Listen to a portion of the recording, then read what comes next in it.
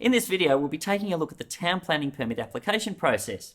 Now, whilst each application is quite different, a majority of multi-unit development applications in Victoria will be processed with regard to prescribed criteria.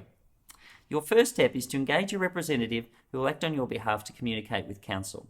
This is usually undertaken by an experienced draftsperson, architect, or your own town planner. They will prepare for what is known as the preliminary planning meeting. After completing an accurate due diligence, the next step is to establish if authorities are likely to be supportive of the application. Some preliminary drawings created by your architect or draftsperson should be sketched in preparation for a preliminary meeting with planning officers at the local council. In most cases, there is no requirement to have a survey completed. If the meeting is successful, you can continue to the next step.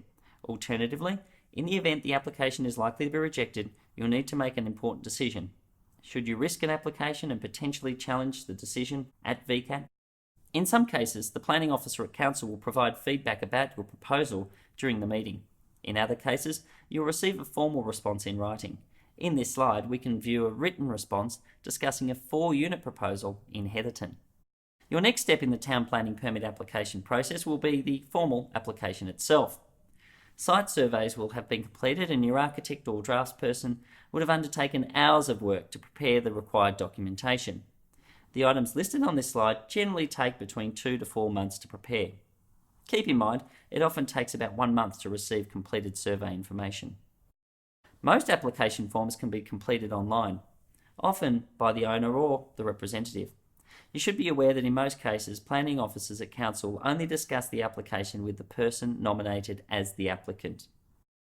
Here we have an example of a site feature and re-establishment survey. Such plans will show levels, the location of buildings, the location of easements, and a long list of other permanent fixtures. On this slide, we can see an example of a plan that reflects the site as it is in its current form. You will note that these plans clearly identify the location of buildings, existing vegetation, and setback measurements. The area schedule tells us that the existing home is 129 square metres on an allotment of some 752.88 square metres. In this example, the ground floor plan reflects a proposal for 4 new dwellings. The dotted areas over the plan reflect the location of the upper level. The location of rooms, doors, windows and staircases are incorporated into the plan. Externally, we can see the location of driveways, paths, fences and private outdoor spaces. The schedule to the right-hand side provides information to the size of each proposed dwelling. The upper floor plan in this example identifies the location of bedrooms, bathrooms and staircase. We can also see a roof line of the ground level with arrows used to describe the pitch of that roof. On this slide, we can view the elevations of the proposed dwellings, including information about ceiling heights, roof designs and external textures and finishes. We can also gain an understanding of how the units will look when viewed from both the north, east, south and west. Our shadow plan example reflects how shadows can be cast at various times of the day. Here we can see the impacts to the neighbouring homes at both 12 p.m. and 3 p.m. The landscape plan is often prepared by a qualified third-party representative and accurately shows the location of proposed trees, plants, shrubs, pathways, driveways, decking, fencing, rainwater tanks, retaining walls and more. The planning schedule details the number of trees that will be planted together with their pot sizes and species. TPZs, or tree protection zones, are often shown on the landscaping plan. In conjunction with the various drawings, the town planning application includes a detailed report about the proposal and how that proposal meets the planning guidelines. You can see in this slide the detail that is simply required.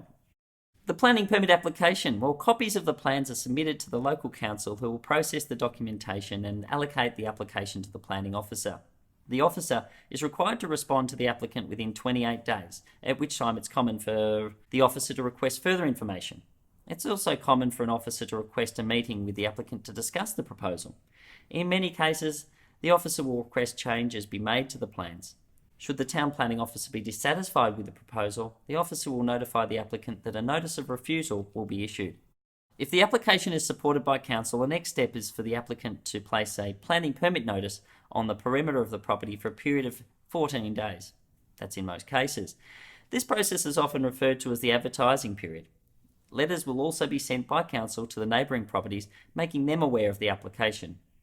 During this period, members of the community can write to council objecting to the proposal. The council will usually wait a further week after the 14-day period to ensure all and every objection letter is received. Depending on the number and/or validity of the objections, the council planning officer will take time to determine the appropriate outcome. There are generally 3 options that are available. Number 1, if council support the application and there are no objections, a town planning permit for the proposed development will be awarded to the applicant. The scenario 2 could be council support the application, yet we have a small number of objections. In such instance, a notice of decision will be issued. And in this event, a letter will be sent to objectors allowing them 14 to 21 days in which they can make an application to VCAT. Scenario 3, well, it's simple. Council officers may decide to reject the application. An officer may reject an application even when no objection letters are received during the advertised period. In this case, council officers will issue a notice of refusal to the applicant. Here we have an example of a notice of decision. It should be noted that whilst it's highly likely that a permit will be issued, it's certainly not assured. Objectors to your proposal may put up a fight, resulting in time delays and a hearing at VCAT. One of the most satisfying steps in the town planning process is when you received your permit. But before celebrating, ensure you read every condition on the document. Conditions may require that substantial changes are made to the design, or that your development requires additional infrastructure to be incorporated into the construction phase, adding thousands to future costs. The town planning permit process generally takes between 3 to 9 months, depending on the numbers of objections and the speed of the relevant authorities. VCAT appeals will often extend the process well beyond that 3 to 9 month period. Just be aware of that. Once issued, the town planning permit outlines a number of conditions. The plans provided during the application stage must be amended to reflect the conditions of the permit, commonly referred to as Condition 1. Once the plans are amended and approved, they will be stamped by the town planning officer. The final stage in the town planning approval process is in receiving the approved endorsed plans. A cover letter will usually be provided together with the stamped plans. In this image, we can see the official stamp of approval from council. You should keep in mind that in some cases it can take several months to receive stamped plans from council. It's often a frustrating wait. The conditions on the permit should be read carefully and each condition must be satisfied. For the majority of developments in Victoria, the permit usually states that the project must be started within 2 years and completed within 4 years, based on the date of which the permit was issued.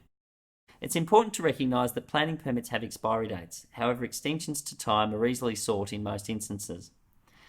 The cost for extending a permit is generally only a couple of $100. As I stated here, you have up to 6 months from the expiry date to request an extension of time to this permit. If the application is refused, you may decide to appeal the decision to VCAT or simply withdraw your application. Making design changes and relodging to council is also another option.